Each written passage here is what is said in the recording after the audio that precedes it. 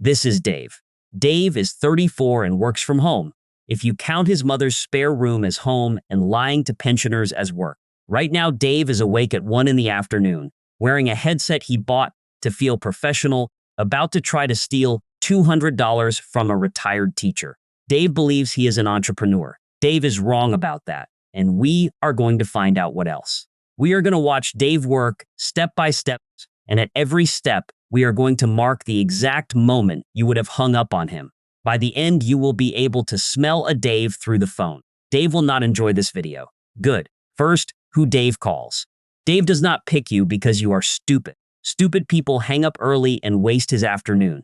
Dave wants someone busy, polite, and raised to be helpful. Someone who still answers a number they do not recognize. Because what if it is important? Dave is not hunting fools. Dave is hunting manners. That is why the voice on the line is so often older. Not because older people are gullible, but because they were taught that you do not hang up on a person mid-sentence, that it is rude. Dave has built an entire income around the fact that your mother has better manners than he does. And there is one more thing Dave needs, a little fear, specifically fear of the computer, the thing in the corner that does the banking, and that nobody fully trusts. Dave does not need you to understand computers. He needs you to be slightly scared of yours. That is the whole opening. So let us watch it happen.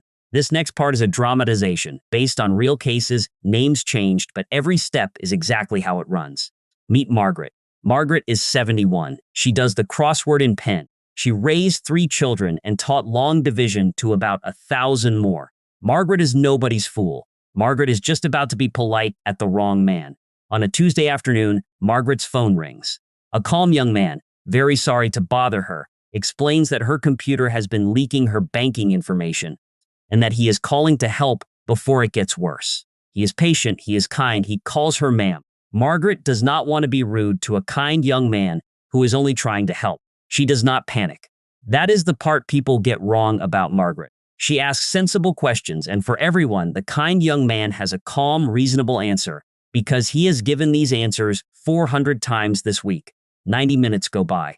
The longer she stays on the line, the more it feels rude to suddenly stop. By the time it ends, there are $400 in gift cards sitting on Margaret's kitchen table. She read the codes out loud, carefully, twice, because the nice man wanted to make sure they went through.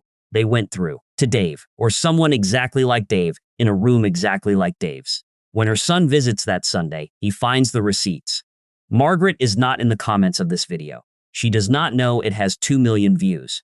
Margaret just quietly stopped answering her phone. All of it. The landline she had for 40 years. That is the part nobody films. Right. Now that you care about Margaret, let us go take Dave apart. Because the call that did that was not clever. It was a script, the same one every Dave reads, and once you have seen the wires, you cannot unsee them. Here is the whole machine, in order. It starts with the lie that there is a problem. A virus, a hacker, a leak. The words change, the move does not. And here is the first thing to tattoo on the inside of your skull. Nobody calls you about a virus. Not Microsoft, not Apple, not your bank, not God. If your computer has a problem, your computer tells you. Strangers do not phone ahead. Once Dave has your attention, he needs you scared, and he needs you fast. Fear plus urgency switches off the part of your brain that asks good questions. So everything is an emergency. It is happening right now. Your account is being drained right now. We must act right now. Slow is Dave's enemy. Any honest company on earth is fine with you calling them back. Dave is not. Then comes the move that should end every one of these calls. He asks to remote in, to just take a quick look and fix it for you. Stop. That is not support. That is you handing a stranger the steering wheel of the machine that holds your bank. Real support never ever drives your computer for you. The moment someone wants remote access over a phone call you did not start, it is a Dave. Now inside your computer, Dave performs theater. He opens some scary-looking text, types fast, frowns.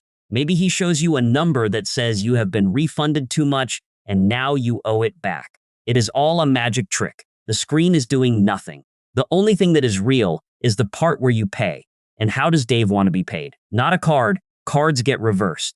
Not a bank transfer with his name on it. Dave wants gift cards. The rack by the supermarket till. Here is flag number 3, and it is the big one. Gift cards are not a payment method. They are a way to move money that cannot be traced and cannot be undone. That is the only reason anyone asks for them. There is no other reason, none, which gives you the single tell that beats all of this without remembering anything else. The gift card. The instant any stranger turns a problem into go buy gift cards and read me the numbers, the call is over. You do not need to be polite. You do not need to understand the computer. That sentence is not a step in tech support. It is the entire scam, standing in the open, wearing a lanyard. Margaret had about 6 chances to walk. The unsolicited call. The virus nobody could have seen. The stranger asking to drive her computer. The fake emergency. And the gift cards, twice. Any one of them, hang up, and Dave's afternoon is wasted. She was not stupid. She was just never told these were the tells. Now you have been. So here is the whole defense, and it is shorter than the scam. 1. Nobody phones you about a virus. Hang up. 2. Nobody legitimate ever needs remote access or a gift card. Hang up. 3. If you are not sure, hang up and call the company yourself on the number from their real website, not the one the nice man gave you. Notice the theme. The answer is almost always hang up, and the most useful thing you will do today is not for you. It is one boring sentence to the oldest person who loves you. No real company will ever ask you to pay in gift cards. Say it at dinner. Say it twice so it goes through, the way Dave likes things to go through. That one sentence is worth more than this entire video. One rule covers most of this. A real company never calls you first about your computer. They sell you a problem, then a deadline. Real trouble does not come with a countdown. Never let a stranger you did not call reach into your machine. That is the whole game. No bank, no agency, no store on earth takes payment in gift cards. Not one. If a voice says your money is leaving right now, hang up and call the number on your card. The name on your screen means nothing. Anyone can fake the number that calls you. They will beg you to stay on the line. Staying on the line is the trap. Write your bank's real number down today, on paper, before the day you need it. Pick a code word with your parents for any money moved over a phone. Tell them plainly, it is fine to be rude to a stranger who is rushing you. The shame is the best tool the call has. Being fooled by a pro is not a flaw. If the money already moved, call the bank first, then report it to the FTC. None of this needs a genius. It needs a habit. Slow down and call them back yourself. Now the sad math. Dave made about 300 calls today to land 2 Margarets. Say he averaged a few $100s between them. After the man above him takes the biggest cut, Dave kept maybe $40. For 9 hours of being the worst voice 300 people heard all day. The kid scrubbing the fryer at the burger place out earned Dave did not have to lie to anyone's grandmother and got to keep his soul and a free meal. Dave is not winning. Dave is just losing slowly in a headset. This channel is educational scam awareness. It is not legal or financial advice. And if a calm young man calls about your computer, it is also not him being helpful. You know the tells now. Go call your mother. And Dave, if you are watching for tips, get a real job. They are easier than this, and they let you sleep. Sleep well, Dave. The rest of us just learned your entire act for free in 8 minutes. The worst deal you will ever close.